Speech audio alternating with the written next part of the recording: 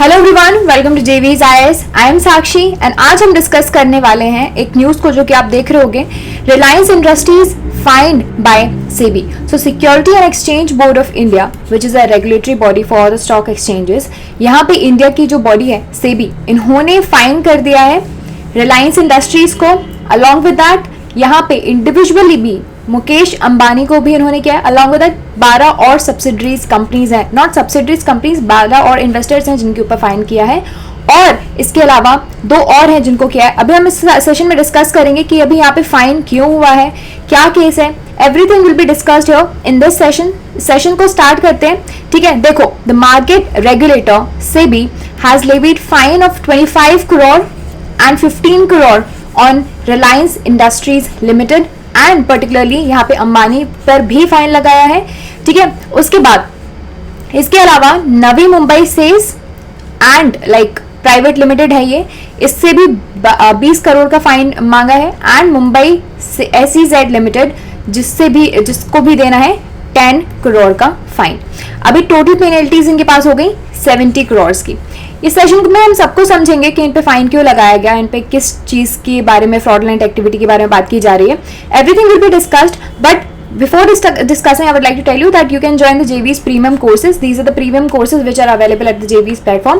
इनको आप ज्वाइन कर सकते हैं और अपनी यूपीएससी की प्रिपरेशन अच्छे से कर सकते हैं। सुपर 50 प्रोग्राम है, मेंस गाइडेंस प्रोग्राम है, JV's mentorship program is there, integrated GS courses there for 2021 and individual courses भी हैं। सपोज अगर आप किसी इंडिविजुअल सब्जेक्ट के लिए प्रिपेयर करना चाहते हैं तो आप इन कोर्सेज को ज्वाइन कर सकते हैं। And this is the app, इसको आप डाउनलोड कर लीजिए। यहाँ पे आपको सारे कोर्सेज मिल जाएंगे। यहाँ पे आपको DNA, माइंड मैप्स, मैगजीन्स, बहुत सारी चीज़ें मिलेंगी जो कि आपके एग्जाम के लिए हेल्पफुल रहेंगी। तो आपको डाउनलोड करना है गूगल प्ले स्टोर से एंड ऐप स्टोर से। This is the mobile number, you can contact on this number for any other information or you can simply visit to the website www.jatinverma.org. These are the 2 Telegram channels जिनके link आपको comment section में मिल जाएंगे। Join these 2 Telegram channels for class alerts and PDFs of the DNA. Now let's come to the point. SEBI ने fine किया है अंबानी को। क्यों fine किया है? देखिए, अभी 1 जनवरी में इन्होंने एक ऑर्डर डेट किया, इन्होंने एक ऑर्डर निकाला जिसमें Securities and Exchange Board of India, as I told you, which is a regulatory authority जो हमारे इंडिया में जितना भी स्टॉक एक्सचेंजेस से रिलेटेड एक्टिविटीज चलती हैं उनको रेगुलेट करती है। ठीक है, इसने कहा कि जो रिलायंस है और उसके एजेंट्स हैं, इन्होंने actually they have operated to allegedly earn undue profits from sale of shares of in Reliance Petroleum Limited. ये केस जो है ना RPL वाला केस है। रिलायंस पेट्रोलियम लिमिटेड, यहाँ पे इसके सेल्स को बेचा गया था और basically this is a whole issue of insider trading.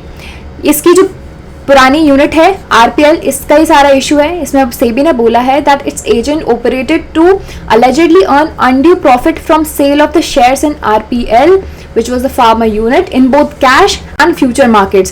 ये दोनों मार्केट्स क्या होते हैं इसको भी हम आगे सेशन में समझेंगे, तभी आप ये पूरे इशू को समझ पाओगे। सो देखिए, इन्वेस्टिगेशंस काफी सालों से चल रही हैं। केस है 2007 का। ठीक है, 2007 में सारी ट्रेडिंग्स हुई थी और 2017 में सेबी को पता चला कि हाँ ऐसा कुछ हुआ है, तब से इन्वेस्टिगेशंस चल रही हैं और फाइनली आके सेबी ने फाइन लगाया है। अब देखिए, रिलायंस पर तो लगा ही है, इसके अलावा यहाँ पे सेबी को पता चला था 2017 में कि रिलायंस और उसके साथ 12 जो कुछ अनलिस्टेड ट्रेडिंग हाउसेज हैं, ट्रेडिंग पार्टनर्स हैं जो कि रिलायंस के ही थे, इन्होंने अनलॉफुल ट्रांजैक्शंस किए हैं of the shares of the Reliance Petroleum जो कि एक सब्सिडरी था। ठीक है, अभी देखो, they bought stock between March to November 2007 and then company took short positions. Short positions क्या होता है? इस टाइप का एक, you can say shorting, it is a strategy जो कि यूज़ करता है कोई भी इन्वेस्टर्स जब उसको लगता है कि जो सिक्योरिटीज़ है उनकी वैल्यू फॉल डाउन होने वाली है। देखिए, a short term position, it refers to the trading technique in which the investors sell a security with plan to buy it later. एक स्ट्रेटेजी है that is used when an investigator anticipates the price of the security will fall in the short term. ठीक है, this is how यहाँ पे क्या short positions बना ली companies ने, which is a bet that the share prices that is going to fall November में। ठीक है, for what? For futures before starting to sell the stock in the push, यानी कि ये करने वाले थे कैश में भी, बट इन्होंने फ्यूचर्स में भी पहले से ही कर दिया in order to push down the prices को गिराने के लिए। अब आपको समझ में आएगा, पहले आप देख लीजिए मर्जर कैसे हुआ। जो रिलायंस पेट्रोलियम था वो पहले एक सब्सिडरी की तरह काम करता था, बट इसको फाइनली मर्ज कर दिया गया 2009 में रिलायंस इंडस्ट्रीज के साथ। The petroleum entity was listed subsidy of the Ambani owned firm and it actually owned this much amount of barrel a day refinery in a special economic zone in Jamnagar, which is in the western India, Gujarat में है। तो ये पहले subsidiary था, ये जो company थी that was a parent organisation, फिर इसको मर्ज कर दिया गया और ये सब मर्जर के लिए ही हुआ था। अब देखिए, पहले आप जान लीजिए what is F&O segment. Future and options बोला जाता है। देखिए, दो टाइप के सेगमेंट्स होते हैं स्टॉक मार्केट्स में, एक तो हो जाएगा कैश एंड हो जाएगा F&O डेरिवेटिव्स। सो देखिए, कैश में क्या होता है, बहुत ही सिंपल, कैश सेगमेंट में शेयर्स का करंट मार्केट प्राइस पर ट्रांजैक्शन होगा या फिर buying and selling of shares at the current market price. But when we talk about the F&O market which is the future and option market, जो it is basically an agreement between the two parties, जहां पर ये लोग क्या करते हैं, एक date specify कर लेते हैं कि हम इस डेट पर जो स्क्रिप्ट है, जो भी स्टॉक है, उसको हम परचेज करेंगे या फिर बाय करेंगे, एक म्यूचुअली अग्रीड कॉन्ट्रैक्ट को साइन करने के बाद, एक म्यूचुअली अग्रीड प्राइस को साइन करने के बाद। ठीक है, that is for the future. Now देखिए, अब केस पे आ जाते हैं। केस क्या है? सो केस पर्टेन टू 2007 का केस है। यहाँ पे अभी 13 साल हो चुके हैं। 41 जब देखिए RIL रिलायंस इंडस्ट्रीज लिमिटेड, यहाँ पे इन्होंने सोचा था कि 4.1% जो है रिलायंस पेट्रोलियम लिमिटेड का, अब हम इसको क्या करेंगे, इसको बेच देंगे। ठीक है, अब इसके बाद इन्होंने जब बेचने की बात की, तो अभी बेचने के बाद क्या होगा, RPL के prices they can plunge. To prevent this plunge, the equity was apparently sold to the first in the future markets and later in the spot market। spot market यानी कि current prices पे, तो पहले इसको future market पे लेकर आया गया, फिर spot market में लेने की बेचा गया। सेबी का पूरा नोटिस का क्रक्स ये है कि the company was aware that there would be sale of shares in the spot market and hence the sale in the futures market before that amounted to the insider trading। जो companies थी जिन्होंने shares लिए, उनको पता था कि वो sales जो हैं, sales of the shares like वो सारी सेल्स होने वाली हैं स्पॉट मार्केट में, बट फिर भी उसने क्या किया, फिर भी उसने फ्यूचर मार्केट में इसको बेच दिया। इससे इनसाइडर ट्रेडिंग कैसे हुई वो मैं आपको बताती हूँ।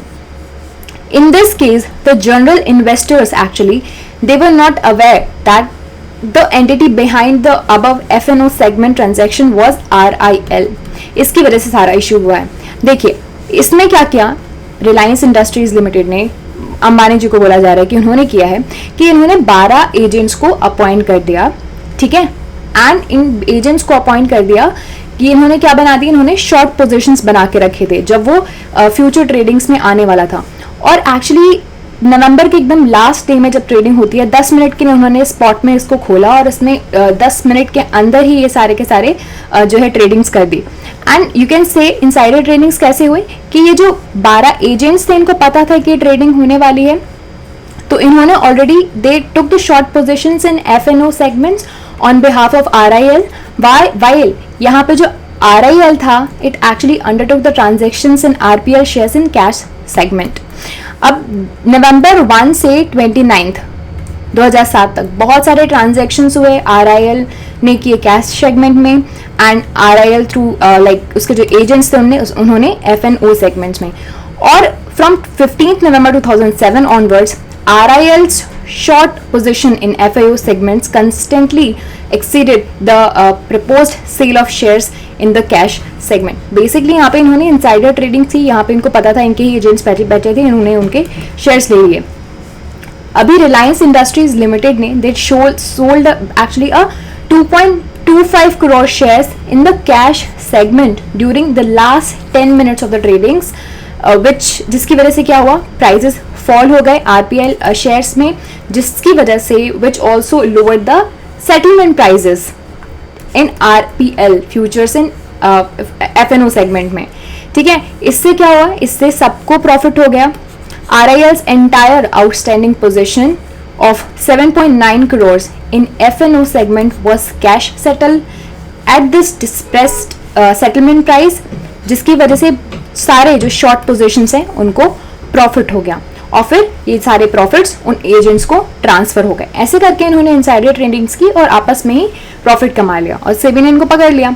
अभी देखो, आप जान लीजिए what is insider tradings.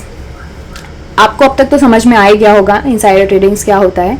Basically buying and selling of publicly traded companies share or date papers by someone who has confidential information about the shares or date papers। यानी कि कोई भी इंसान किसी भी पब्लिकली लिस्टेड ट्रेडेड कंपनी है, ठीक है, उसके यू कैन से पेपर्स या फिर कॉन्फिडेंशियल इंफॉर्मेशन या फिर शेयर्स जो वो बेचने वाली है उसके बारे में किसी दूसरे इंसान को अगर पता हो, ठीक है, और वही उन शेयर्स को खरीद ले, वही होती है insider tradings.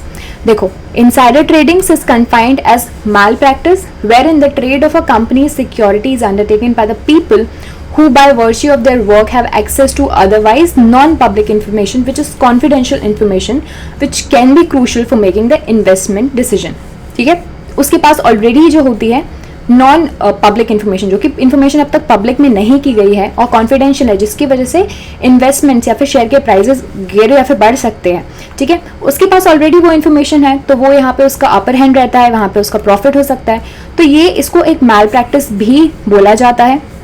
When Insiders for example, जो भी अगर मान लीजिए कोई की एम्प्लॉय है या फिर एग्जीक्यूटिव्स है जिसके पास स्ट्रेटेजिक इन्फॉर्मेशन का कंपनी का सारा एक्सेस है, वो then uses the same trading in the company stock and securities, उसको बोल जाएंगे यहाँ पे इनसाइडर ट्रेडिंग्स।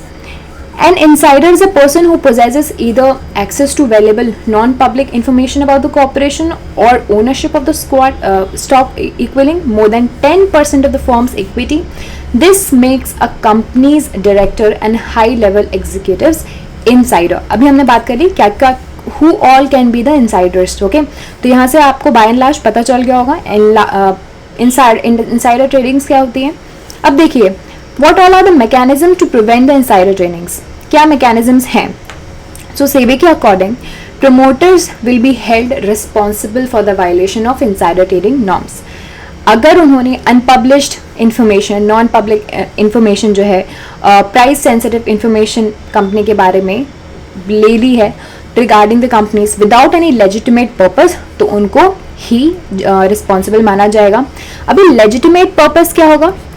देखिए, sharing of unpublished price sensitive information by an insider with partners, collaborators, lenders, customers, suppliers, merchant bankers, legal advisers या फिर auditors, insolvency professionals और other advisers, consultants, provided that such sharing has not been carried out to evade or circumvent the prohibition of these regulations. Okay, so these are the mechanisms to prevent the insider trading. अभी देख लीजिए, ये सारे issue में रिलायंस को तो fine लग ही गया है, काफ़ी बड़ा फाइन लग गया है, और इन सारे जो मैंने बताया जिसकी Reliance, Ambani and these are the 2 more companies जिनको भी फाइन देना है, तो टोटल अमाउंट हो गया है 70 crore. The 2 companies, Navi Mumbai SEZ Private Limited and Mumbai SEZ Private Limited, they have allegedly aided and abetted RIL by providing funds to one of the agents appointed by IRL. इनको बोला जा रहा है कि इन्होंने फंड्स दिए थे उस एजेंट को, इसलिए ये भी आ गए सारे चक्कर्स में। Who in turn provided funds to other 11 agents for making the margin payments for short positions in RPL November futures. अभी इन्होंने एक RIL जो मैंने बताया था ना, जैसे कि 12 एजेंट्स थे उन्होंने असाइन किए थे, तो इन्होंने फाइन दे दिए थे इनको एक एजेंट को, और एक एजेंट ने बाकी 11 एजेंट्स को पैसे दिए कि वो इन्वेस्ट कर पाए। So all of this was there guys. I hope आपको ये सारे इशू समझ में आए हो, why the Ambani was fined recently.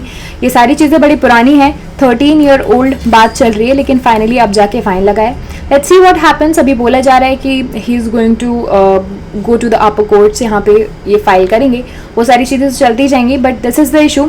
So this is it for this session. जाते जाते जेवीज के प्रीमियम कोर्सेज के बारे में एक और बता देती हूँ। These are the courses which are available at the JV's platform. Super 50 program है for 2 years. If you are an undergraduate or a working professional, you can join this course, a very very good course. Mains guidance program है, mentorship program है, integrated GS courses हैं and individual courses भी हैं, आप इनको join कर सकते हैं by visiting to the website www.jatinverma.org, और you can simply contact on this number for any other information relating to the courses. This is the app, JVS app, इसको आपको डाउनलोड करना है it is an integrated app to ace UPSC. App store, Google play store, कहीं से भी download कर लीजिए। यहाँ पे आपको मिलेंगे माइंड मैप्स, MCQs, बहुत सारे इन्फॉर्मेशन और बहुत सारी चीज़ें जो कि आपके एग्जाम के लिए हेल्पफुल रहेंगी। So this is it for this session guys. Hope आपको ये सारी चीज़ें समझ में आई हो। Thank you so much for listening, and if you like this session you can subscribe to the channel and hit the bell icon. By this you can always get the notification of the sessions here. You can always connect with us on our social media handles: Facebook, Twitter, Instagram and Telegram. So I'll see you in the next session. Take care. Bye bye.